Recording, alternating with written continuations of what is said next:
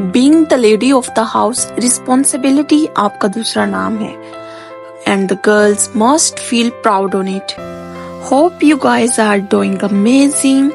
आज long maternity leave के बाद मेरा फर्स्ट वर्किंग डे था, तो बस काम पे जाने के साथ साथ मैं इसलिए भी सैड थी क्योंकि जायशा को मैंने घर छोड़ के जाना था and it is really hard to get away from your new borns.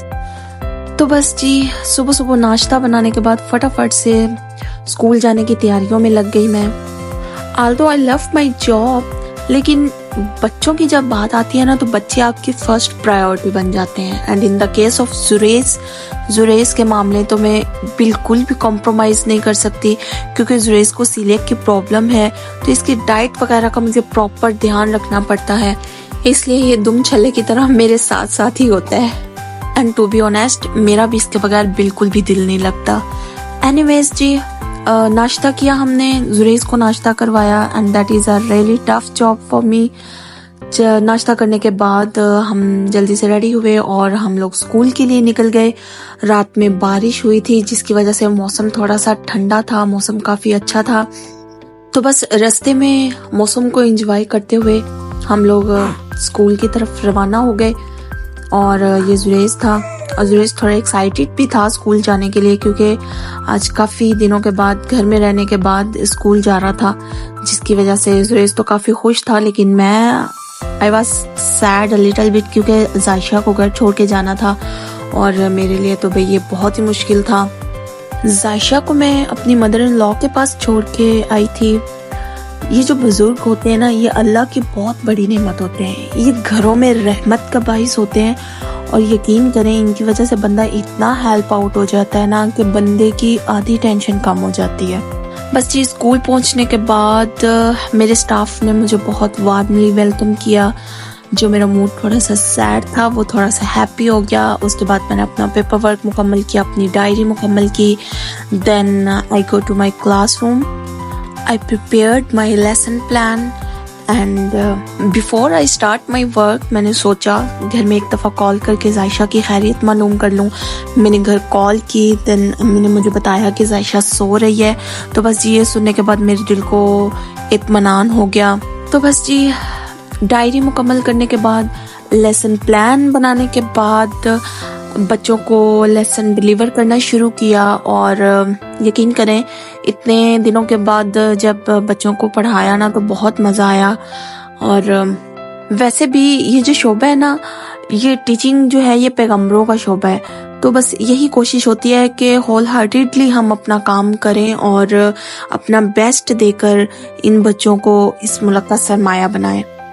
हम लोग भी अगर आज इस मुकाम पर हैं तो अपने टीचर्स की वजह से हैं। मुझे अल्हम्दुलिल्लाह अपनी ज़िंदगी में बहुत अच्छे, बहुत शफीक, बहुत नाइस टीचर मिले, अगरचे उनमें से कुछ लोग जो हैं वो इस दुनिया में अब नहीं हैं, लेकिन इंशाल्लाह वो मेरी दुआओं में हमेशा ज़िंदा रहेंगे, हमारे दिलों में ज़िंदा रहेंगे, क्योंकि हम आज जो कुछ भी हैं वो सिर्फ़ और सिर्फ अपने टीचर्स की बदौलत हैं। अच्छा, तो मैं यहाँ पे अपनी डायरी मुकम्मल कर रही थी।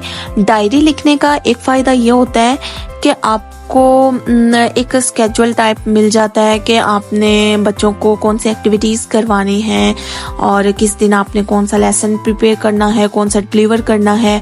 तो I think so it is most important thing और activity based learning is the most effective teaching method, क्योंकि बच्चे जल्दी पिक करते हैं और बेहतर तौर पर समझ सकते हैं चीज़ों को as compare to lecture method के आप जस्ट बच्चों को लेक्चर डिलीवर कर दें और उनको कोई एक्टिविटी ना करवाएं, तो बच्चों को इतने अच्छे से समझ नहीं आ पाता जितना कि आप उनको एक्टिविटी की बिना पर उनको समझा सकते हैं।